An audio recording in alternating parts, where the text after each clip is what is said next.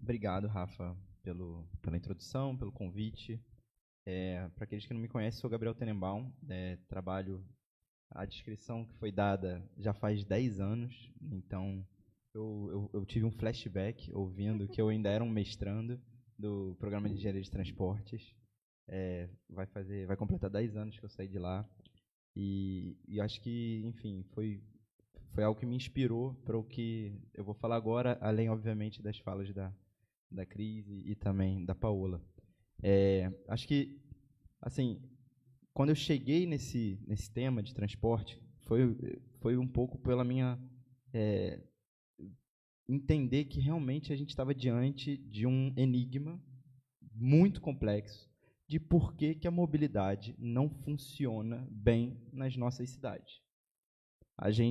E aí eu estou falando de Brasil, estou falando, né, da nossa experiência aqui do Rio, mas também da nossa experiência que é muito parecida com as cidades da América Latina. E a gente sabe que outras... Claro. Paulo, obrigado. A gente sabe que outras realidades e outros futuros são possíveis. A gente precisa sonhar. E naquele momento eu queria entender o porquê. Bom, passaram-se 10 anos, ainda não tenho certeza se eu entendo todos os porquês. Acho que teve muito aprendizado nesse caminho, mas acho que o problema também ficou mais complexo. Há 10 anos atrás, a gente não debatia adaptação, resiliência, como a gente debate hoje. O problema do transporte, ele era um problema social e era um problema de redução de emissões. O setor de transporte sempre foi o setor que mais emitiu gás carbônico, que mais poluiu as nossas cidades, né, assim, com fumaça, com material particulado, com, enfim, contaminantes do ar, mas realmente não tinha esse olhar ainda para a adaptação. Foi realmente o trabalho das cidades que, ao longo desse tempo, fez a gente evoluir, mas hoje é muito mais complexo. A Rafa estava mencionando, a gente está começando a entender o impacto dessa mobilidade, não só poluidora, mas em termos, né, de contaminação do ar, em termos de gases de efeito estufa, mas também uma mobilidade que polui sonoramente, uma mobilidade que é agressiva. A gente está começando a entender os impactos dessa mobilidade na gente, nos nossos idosos, nas nossas crianças, nas nossas, né, e que comorbidades essa mobilidade está trazendo. Então, é muito complexo e eu fico feliz que hoje a gente tem esses espaços cada vez crescendo mais. Subir aqui nessa universidade me fez voltar a esse tempo da universidade em que realmente acho que a gente precisa parar e debater para entender qual é o nosso papel e acho que o panorama está colocado. Realmente, o problema é muito grave.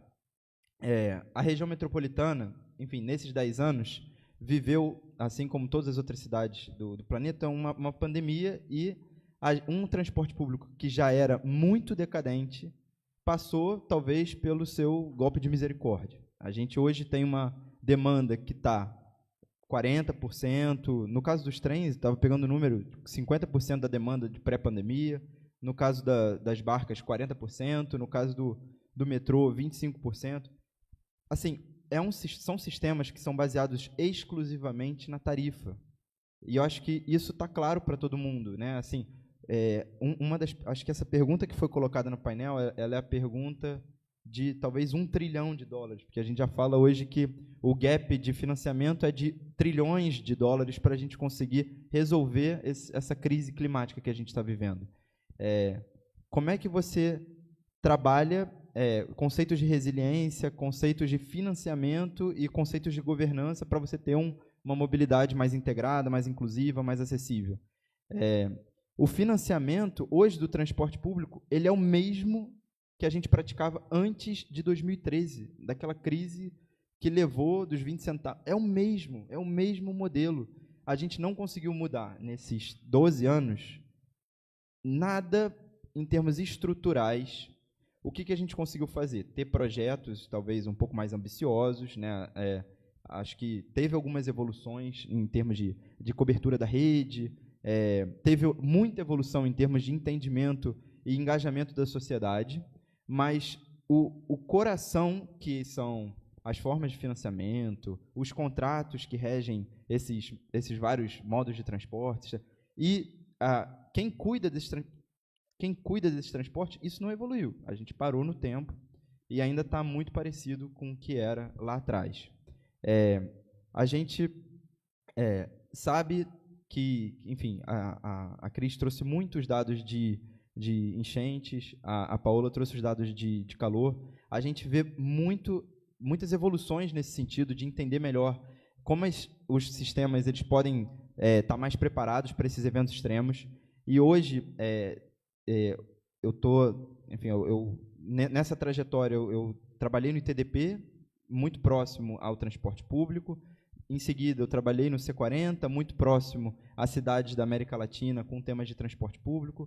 Depois fui para a Prefeitura do Rio, trabalhei um pouco, né, em vários temas de transporte público, mobilidade ativa. E agora, no C40, também estou trabalhando com outros temas que vão além do transporte público, que passam pela mobilidade ativa, pelo caminhar, pela bicicleta. E a gente sabe que as soluções hoje, elas já estão olhando para uma mobilidade que considera essas ondas de calor extrema, né? A gente sabe, por exemplo, foi mencionado como as chuvas afetam os trens, como as chuvas afetam os ônibus. Hoje, as ondas de calor também vêm afetando, né? Tem trem descarrilhando porque o trilho está quente demais. A gente sabe que tem, né, passageiro passando mal no ônibus também porque está quente demais. O ar-condicionado já não é mais um item, né, desejável, ele já é um item obrigatório. E aí a gente volta para a questão, como é que a gente paga por isso? Acho que na questão norteadora do painel tinha uma menção a crédito de carbono. A gente está num ano muito decisivo, é o ano da COP30, é o ano em que o Brasil chama para si, num ano de eleição de Trump, num ano de um mundo inteiro virando um pouco mais à direita e entendendo que os seus interesses próprios são mais importantes. A gente tem o Brasil como ainda um farol de, olha, vamos discutir como é que a gente, como coletivo, pode superar essa crise. E, para além disso, pela primeira vez uma COP que coloca muito em evidência o que nós, cidadãos de cidades, de regiões metropolitanas, estamos vivendo no dia a dia. E eu coloco isso porque, em geral, essas discussões elas se dão em outro patamar. São pessoas, né, de governos nacionais que têm uma agenda completamente descolada do território, que estão ali sentando e negociando. Pela primeira vez, você tem uma tentativa de envolver, de fato, com muita ênfase, governos subnacionais. Isso é muito importante.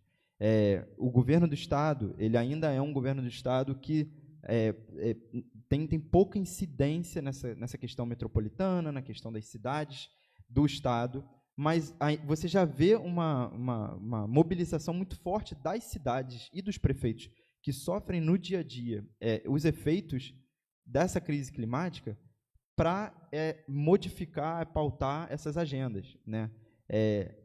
Não adianta, a gente precisa que esses atores políticos que representam, né, bem ou mal, as populações dos territórios, são eles que precisam levar, junto com, obviamente, a sociedade civil, essas demandas. E isso, durante muito tempo, não foi verdade. A COP30 ela traz essa oportunidade da gente ter o debate um pouco mais territorializado, não só com a sociedade civil, mas também com esses governos subnacionais.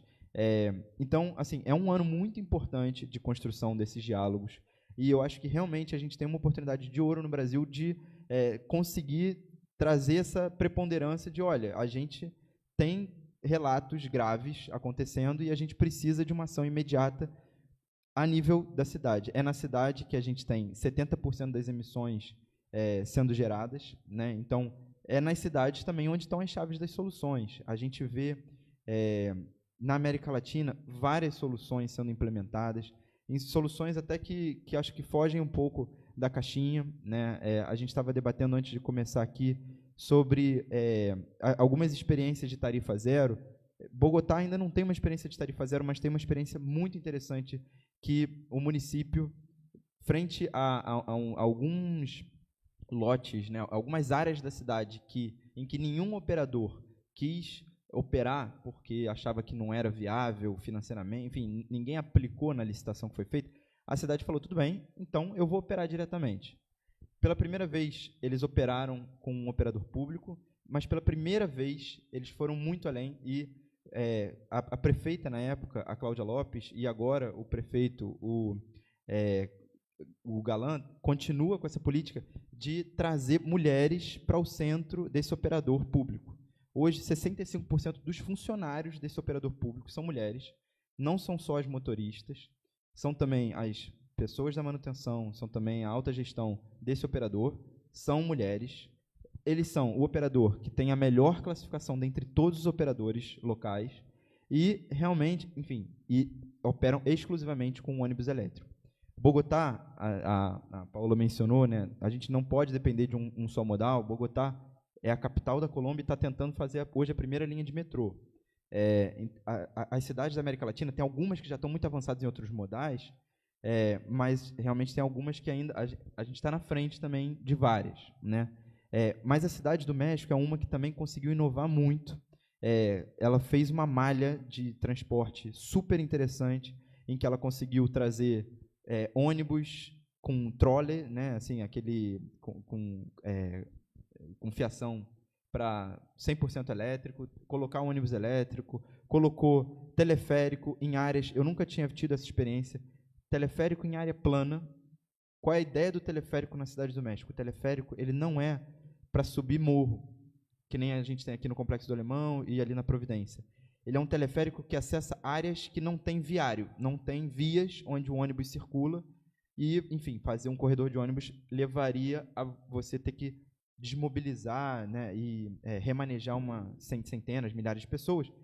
A ideia do teleférico é que você consegue ir acessando várias, dar essa acessibilidade, e você também foi construído com o próprio engajamento da comunidade local.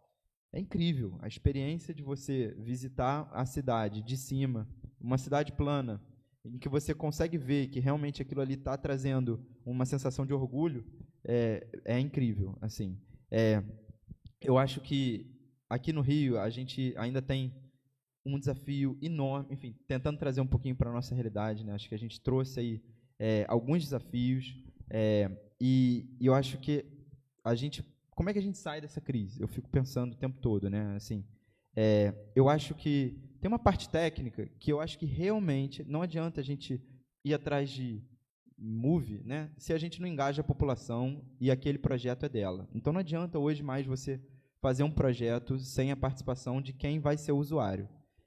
Isso está muito claro, e eu acho que a participação aqui, né, seja do observatório, seja dos coletivos locais, ela é fundamental, mas ainda falta no poder público esse entendimento de que só vai ter sucesso se na prática tiver a população.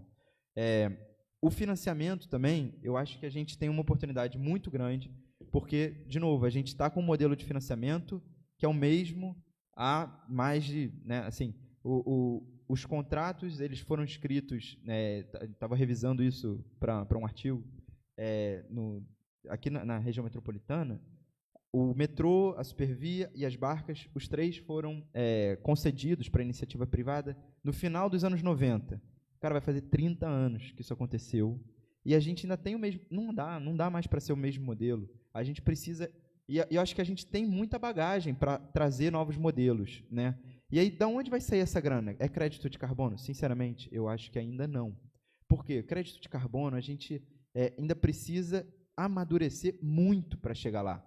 A gente não sabe, mas hoje a conta é que realmente é uma contribuição marginal para uma conta que é gigantesca. Estava revisando os dados de subsídio do bilhete único aqui da região metropolitana do Rio de Janeiro. A gente saiu de 500 milhões de reais para 900 milhões de reais em um ano. No ano passado, 2024, a gente dobrou em relação a 2023. Isso eu não entendo por que isso aconteceu e qual foi o efeito que isso causou. Eu não vi nenhum ônibus mais barato, eu não vi nenhum metrô mais barato, eu não vi a Supervia algo melhor estruturado. Então, para onde está indo esse dinheiro? É um sumidouro de dinheiro, e é um dinheiro que está vindo do Estado, né? E assim, não tem outra fonte atualmente, além da passagem. é essa fonte. Então, a gente precisa de uma contribuição federal. O governo, pela primeira vez, o governo nacional está entrando de forma mais forte, por exemplo, na renovação de frota, lançou um edital para apoiar os municípios a introduzirem renovarem a frota de ônibus das cidades. A gente entende que eu entendo que isso é super importante, porque pela primeira vez o governo está acenando, olha, eu estou aqui com grana para apoiar os projetos de vocês. Mas ainda não é fácil e acho que a gente ainda vai precisar debater como é que vão ser essas formas de financiamento. A Constituição reserva uma parcela da receita para saúde e para educação. Ninguém questiona se um hospital precisa rodar, ninguém questiona se uma escola precisa rodar, e eu acho que ninguém questiona se o metrô, o trem, a barca precisa rodar. Só que hoje a gente não tem essa grana vindo, então o que acontece na prática é que você fica espremido chegando na UERJ. Ainda não é uma oportunidade política tão clara. Tem vários prefeitos que já introduziram a gratuidade e eu acho que tem tido resultados super interessantes. E da direita para a esquerda, a gente estava conversando disso, desde Maricá até o prefeito de São Paulo, já tem experiências com tarifa zero. Mas um exemplo aqui do Rio de Janeiro, na Lady Gaga, teve um movimento de vamos botar tarifa zero. Não teve adesão política. Não teve um movimento que, por exemplo, o fim da jornada de 6-1 gerou nas redes sociais. Então, assim, a gente ainda tem um discurso e que ainda precisa ter um alcance maior, que vai demorar, e a gente vai precisar estudar muito bem como a gente faz isso. E aí, por fim, a gente também estava conversando sobre essa fragmentação institucional. Ali, hoje a gente tem uma articulação institucional que é pautada em interesses muito de curto prazo. Então, o secretário das cidades é filho do prefeito, então ele vai lá, faz uma articulação, implementa um projeto, o projeto sai. Se você olha o caso do Estado do Rio de Janeiro, você tem só trabalhando com mobilidade, o Detro, a Supervia, a Getrans, o metrô, as barcas, a Codert e a própria Cetran, né? Enfim, é isso. Você tem uma gama de autarquias, empresas, secretarias que estão trabalhando com o mesmo tema. Elas se falam, os orçamentos são integrados, todas elas conseguem se articular com os municípios que elas atendem. Eu não tenho certeza. E isso acontece também na escala do município, né? Então, às vezes, quem cuida da ciclovia não é o mesmo que cuida do transporte. Às vezes, quem cuida do transporte não é o mesmo calçada. Então, a gente acha que o dia que a gente chegar em calçada, talvez meus filhos vejam essa discussão. Assim, são discussões sobre de quem é essa responsabilidade. A calçada realmente é da responsabilidade de quem é o dono daquele prédio ali? E aí você pega, então, por exemplo, a UERJ é responsável por toda essa calçada que está aqui. A Supervia é responsável por toda a calçada que está na frente dela. É isso que a gente quer? Um muro com uma calçada que não existe? Enfim, eu acho que a gente... Mas aí, de novo, quem que vai pagar por essa responsabilidade? É muito fácil você falar que é o privado que é dono daquele prédio, porque você tira a responsabilidade da prefeitura, do Estado ou do governo federal. É o caminho mais fácil. Então, discutir responsabilidade também envolve discutir quem que paga, como é que é esse orçamento. E aí é um convite também, eu acho que a gente precisa olhar para o orçamento. O orçamento do governo do Estado, ele tem lá uma página que ele está lá um pouquinho mais aberto, o orçamento do município também. Como é que está evoluindo esse orçamento? Para onde ele está indo? Quais são os projetos? Porque é ali que estão as prioridades, no orçamento e na decisão da onde a grana vai, que vai ser ou para asfalto ou para fazer o projeto de uma barca mais complexa para a nossa Baía de Guanabara, né? Enfim, eu acho que, sem querer perder o tom de esperança, porque eu acho que a gente evoluiu bastante, acho que tem dados que, às vezes, acabam nessa trajetória. É isso, a gente está ainda saindo de uma crise institucional muito forte no transporte público. A pandemia veio meio que realmente para dar o golpe de misericórdia e ainda não chegou uma resposta à pandemia, né? Assim, tudo que a gente fazia antes da pandemia a gente continua fazendo. As coisas estão mudando um pouquinho, mas e eu acho que essas mudanças elas vêm justamente dessa pressão, desse conhecimento, porque realmente a gente ainda tem muito a seguir. Acho que era isso que eu queria colocar.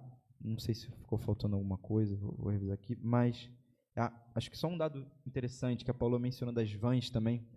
De todos os modais que caíram, o único modal que subiu, obviamente, foi as vans, né? Então, é também nessa falta de articulação, nessa falta de planejamento, que a gente vê essa competição crescendo e uma coisa meio canibalística, né, crescendo. Então, é isso. Obrigado pelo convite de novo. Para mim foi ótimo poder estar aqui um pouco debatendo esse tema e pensando o que a gente pode fazer para sair dessa crise que a gente está.